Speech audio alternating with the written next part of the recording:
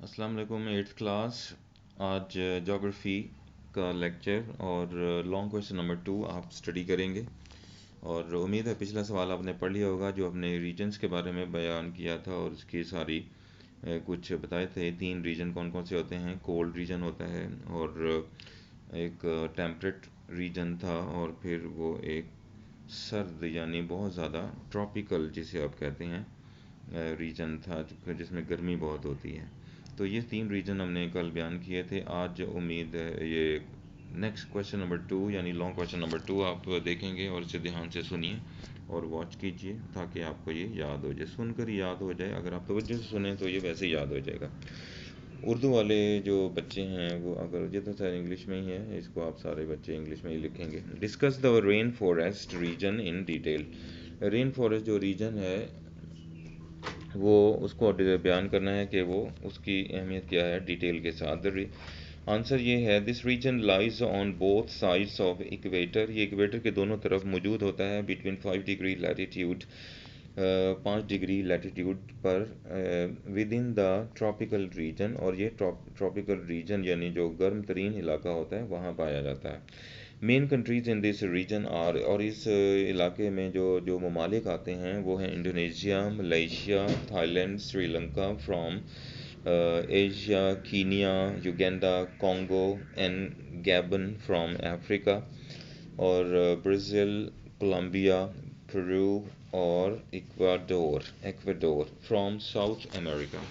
ये सारे जो कंट्रीज़ हैं ये सारे उसमें शामिल हैं और ये इस रीजन के उसमें आ जाते हैं, इसलिए इनको इंक्लूड किया गया है। अब आपने देखना है कि क्लाइमेट वहाँ का कैसा होता है, यानी आबो हवा कैसी होती है। Because this region lies with in tropical region, क्योंकि ये सारा इलाका जो है ट्रॉपिकल एरिया में पाया जाता है जहाँ पर यानी गर्मी बहुत पड़ती रहती है। तो the average temperature remains above 27 degree centigrade. तो वहाँ पर 27 degree centigrade through out the year, सारा साल ये टेम्परेचर इस तरह चलता रहता है। द एयर गेट्स हीटेड, हवा गर्म हो जाती है, एंड राइजेज अप, लिहाजा ऊपर उठ जाती है, और loses its temperature and causes rainfall. वो फिर हवा ऊपर चली जाती है और टेम्परेचर जो है बढ़ जाता है और इस तरह ये बारिश का बाइस बन जाता है। This is called conventional rain. ये तो एक तरीक़ाकार है जो रवायती तौर पर आम तौर पर बारिश हो जाती है। The average annual rainfall exceeds 200 centimetres. लिहाजा जो सालाना बारिश, एनुअल मैंने सालाना, तो एवरेज जो सालाना बारिश होती है एक्सीड्स यानी बढ़ जाती है 200 सेंटीमीटर्स, 200 सेंटीमीटर से ज़्यादा हो जाती है। ये असल में सेंटीमीटर, जो बारिश को हम पैमाइश करते हैं ना, उसको इस तरह सेंटीमीटर्स में देखते हैं आले के ज़रिए। Which is maximum in the world, जो पूरी दुनिया में सबसे ज़्यादा है। It is because of this abundant rainfall, ये उसी वजह से होता है जो बहुत ज़्यादा बारिश होती है। That the world's most dense forest, के सबसे घने जंगलात जो हैं पूरी दुनिया में, are found in this region, इसी इलाके में पाए जाते हैं क्योंकि बारिश बहुत होती है। Hence the region is called rain forest region, और यही वजह है कि यहाँ पर इसका नाम रेन फॉरेस्ट रीजन बना दिया गया है। यानी ऐसे जंगलात जो बहुत ज़्यादा बारिश वाले होते हैं, या ऐसा इलाका जहाँ बहुत ज़्यादा बारिश होने की वजह से जंगलात ज़्यादा होते हैं, दोनों तरह से आप याद रख सकते हैं। ह्यूमन एक्टिविटीज़, ऐसे इलाके में फिर इंसानी एक्टिविटीज़ क्या होती हैं। The people in this region depend on forests and associated products for their food, clothing, shelter, economic activities.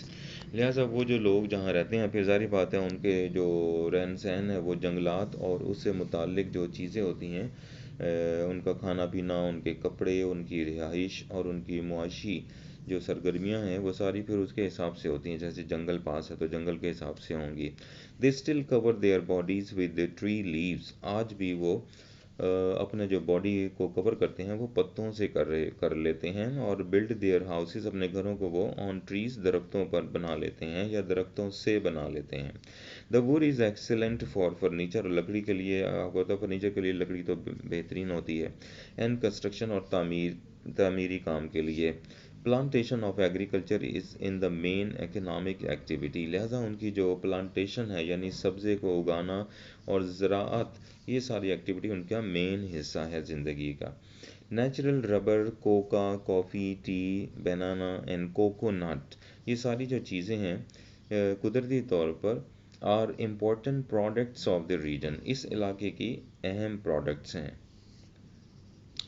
और अदर कल्चरल प्रोडक्ट्स, जो दूसरी जो उनकी कल्चरल एग्रीकल्चरल प्रोडक्ट्स हैं, इंक्लूड वेजिटेशंस के अंदर वेजिटेबल शामिल हैं लाइक कसावा एंड यम्स, और यम शामिल हैं। यम एक वो शकरकंदी की तरह की सब्ज़ी है, विच आर वो तो यानी खाते हैं ना वो, ये पकाने के लिए, which are grown by cleaning a patch of forest, जो कि एक साफ़ कर दिया जाता है जंगल के हिस्से को। This type of agriculture is called slash, इस किस्म के एग्रीकल्चर को स्लैश कहा जाता है। And burn agriculture, slash and burn agriculture कहा जाता है। The region is also known for the manufacturing of natural rubber और कोकोनट ऑयल, और इसी इलाके में नेचुरल रबर भी बनता है और कोकोनट ऑयल भी तैयार किया जाता है।